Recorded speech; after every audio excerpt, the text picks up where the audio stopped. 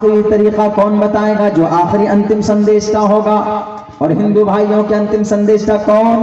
محمد الرسول اللہ، نبی پاک علیہ الصلوۃ والسلام کے، اسی لیے کہا گیا کہ جگت پتی تھے وہ، یجم یوگ کا یوگی بنو، یہ یوگی اتر پردیش والا یوگی نہیں سمجھیے گا آپ لوگ، یوگی بچپن میں ہم لوگ دیکھتے تھے کہ پہلے ایک دم وہ گیروے رنگ کے کپڑے اور وہ ایک وہ بجاتے تھے، وہ سارن بجاتے تھے اور گیت بھی گاتے تھے، ہم لوگ بچپن میں خوب دوڑ کے جاتے تھے، کہتے دیکھو یوگی آئے، جوگی جوگی بولتے تھے ہم لوگ، جوگی جوگی نہیں، وہ یوگی ہے، یوگی مطلب عبادت گزار، یعنی وہ اپنے ایشور کی عبادت کرتا، اس کو یوگی بولتے ہیں۔ اتر پردیش والا جو ہے وہ الگ ہے، وہ بھی پہلے عبادت گزار تھے، کسی مٹھ میں تھے، لیکن یہ ہے کہ اب وہ پالیٹکس میں آ گئے، اسی لیے ان کا نام یوگی پڑا، کیونکہ وہ پہلے عبادت گزار تھے لیکن سیاست میں بعد میں آئے، تو یجم یوگی بنو، عبادت گزار بنو،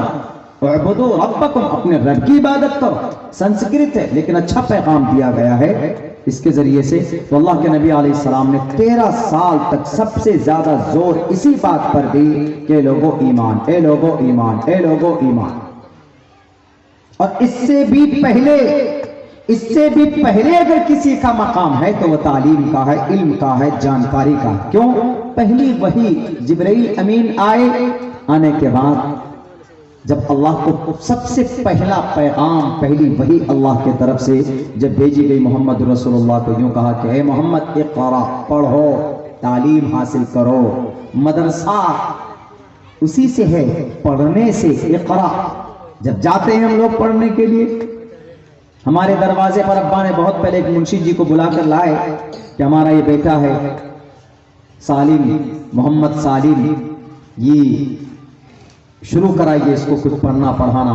اللہ اس ہمارے ان استاذ محترم کے اللہ مغفرت فرمائے، تو انہوں نے قاعدہ بغدادی ہم نے ان سے پڑھا، پہلے تو اپنی امی سے پڑھا، ہم نے اپنی امی سے الف با تا سا جیم ہا قا، تو پہلے اس زمانے میں الف با تا سا کا رواج نہیں تھا، الف بے تے سے ایسے پڑھتے تھے ہم لوگ وہ پڑھے ہوئے، لیکن امی نے بتایا سب سے پہلے الف پیش او بے پیش بو، نہیں بولنے آتا تھا ہم لوگوں کو، اتنی پٹائی ہوتی تھی امی کے ہاتھوں سے، اتنے پٹے ہیں ہم، اتنے پٹے ہیں کہ وہ آج جو کچھ بھی ہیں انہی کی مار کی وجہ سے یہاں پہ ہیں، اپنے استادوں کی محنت کی وجہ سے، لیکن بیسیکلی پہلے اپنی امی، ہماری امی ہمارے والدین۔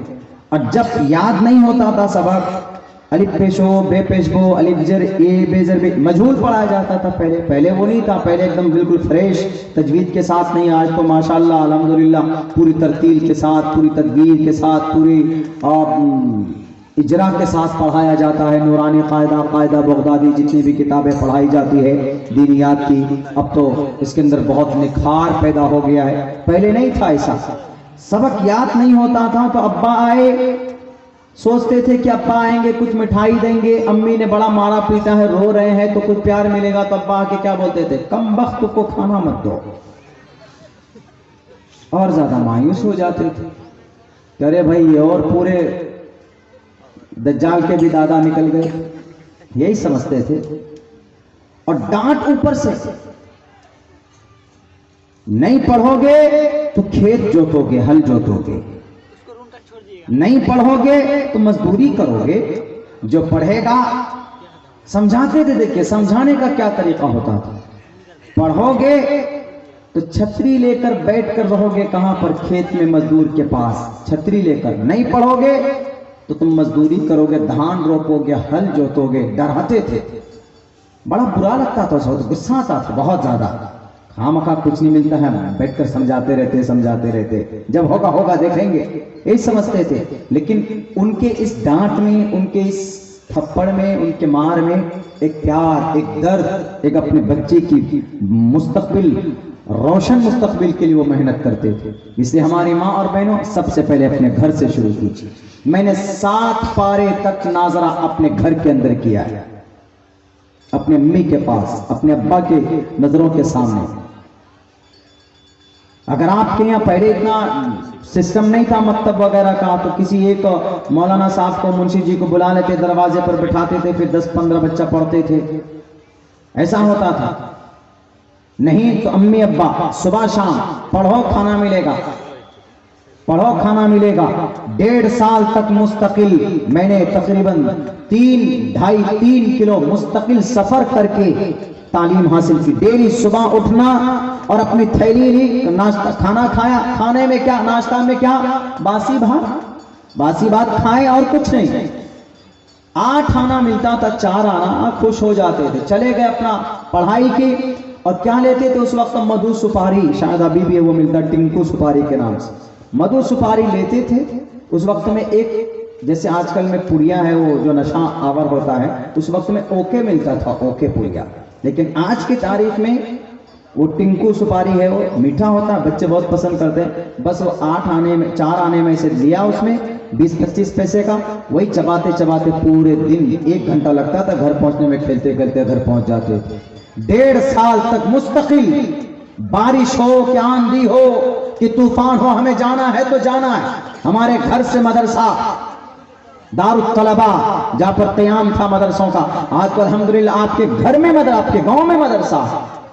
शायद अल्लाह तबारक व तआला को। और अम्मी समझाती थी कि बेटे शेख अब्दुल कादिर जिलानी ऐसे थे, ऐसे पढ़ने के लिए जाते थे और इस तरीके से इतने बड़े अल्लाह वाले बने, वाक़यात सुनाती थी। और उन्हीं की तरबियत का, उन्हीं की मेहनत का नतीजा है कि आज कुछ बोल पाते हैं, आज हाफिज़ कुरान है, आज सीने में कुरान है, दिलो दिमाग में हदीस है, कुरान की तफसीर है, जुबान में ताकत है, उनकी मेहनत का, उनकी दुआ का नतीजा है। इसीलिए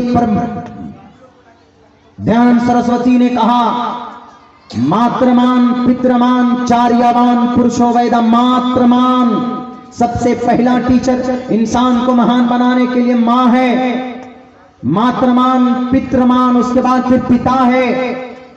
कैसे? अम्मी पढ़ा रही थी, नहीं याद है तो सबक मारती थी, और उसके बाद जब नहीं सुनते थे मम्मी की बात तो अब्बा आते थे, अब्बा डांटते थे। मात्रमान पितृमान। उसके बाद फिर जब 7 पारे का हिफ्ज़ नाजरा हो गया, तब एक मुंशी जी को बुला करके लाए कि ये बड़ा नालायक हो गया, पढ़ता नहीं है मुंशी जी, खाल खींच दीजिएगा मारकर। डरा देते थे ऐसे कि कभी हिम्मत नहीं होती थी इधर उधर भागने की, डर से पढ़ते थे बैठ करके। उसके बाद फिर 21 पारे तक उन्हीं के सामने, हम मुंशी जी के सामने बैठ करके पूरे 21 पारे तक का नाजरा हमने उनके सामने किया। मात्रमान पितृमान, माँ बाप चार्यवान टीचर, ये 3 आदमी जब मेहनत करता है तब एक पुरुषो वेदा, तब एक जानकार इंसान बनता है, तब एक जानने वाला इंसान बनता है। इसीलिए अल्लाह के नबी अलैहिस्सलातु वस्सलाम ने कहा भी, इस पे बशारत है, अगर कोई समाज के अंदर अगर किसी की बेटी है, 2 बेटी है तो दुनिया वालों बोझ मत समझना, अगर 3 बेटी है तो बोझ मत समझना। उन तीनों बेटी की सही परवरिश करना और सही तरबियत करना। अगर तुमने बेटी की सही तरबियत की, सही परवरिश की, नमाज सिखाया, कुरान सिखाया, माँ बारीक मसाइल तुमने सिखा दिए, अगर किसी तरीके से वो नेक दीनदार तुमने बना दिया, उसको जो चाहिए उसको तालीमात, आलिमा बनाना जरूरी नहीं है। आपके पास वो सख्त नहीं है, आपके पास पैसा नहीं, आपके पास वक्त नहीं है, तो आप जरूरी मसाइल से वाकफियत कराइए। अगर आपने अपनी घर में 2 बेटी, उसकी सही तरबियत, सही परवरिश की है, तो अल्लाह के नबी फरमाते हैं 2 टोक लफ्जों में कि वो परवरिश करने वाला इंसान और मैं कल क़यामत में दोनों इस तरीके पर खड़े होंगे एक साथ। क्यों? ये कौन है? मोहम्मद रसूलुल्लाह के बीच में साथ में। आज अगर मौलाना अब्दुल्ला या कोई और काजी साहब आते हैं तो हजरत सेल्फी, जरा सेल्फी। क्यों? इसलिए कि भाई मोहब्बत है, इसलिए कि भाई हम उनसे मोहब्बत करते हैं, आपका नाम है, सोशल मीडिया में देखते हैं, इसलिए हम सेल्फी चाहते हैं। लेकिन पूरी दुनिया के इंसानों के इमाम, सैयदुल अंबिया, सैयदुल अशरफ, पूरी कायनात का अशरफुल मखलूकात में भी अशरफ, इंसानों में भी अशरफ, अंबिया के रसूल के इमाम, सबके वजह तखलीक के कायनात, वो उनके पास अगर कोई ऐसे खड़ा होगा, कहां पर? हश्र के मैदान में पूरी दुनिया की भीड़ लगी होगी, पूछेगा कि कौन है ये आदमी? अल्लाह के नबी कहेंगे कि ये वो इंसान है जिसने अपनी बेटी की सही तरबियत की है, परवरिश की है, दीनदार बनाया, नेक बनाया। इसीलिए इनको एजाज में मेरे साथ आज सम्मान दिया जा रहा है। बताइए ये सारी चीजें किससे ताल्लुक रखती हैं? ये सारी चीजें जानकारी تعلیم، ایجوکیشن اس سے ریلیٹڈ، ورنہ جب بچوں میں ایجوکیشن نہ ہو، تعلیمات نہ ہو تو پھر بے دینی تو آتی ہی آتی ہے، لیکن سماج پھر آگے نہیں بڑھ پاتا، سماج پھر بہت دور تک، بہت آگے تک نہیں جا پاتا۔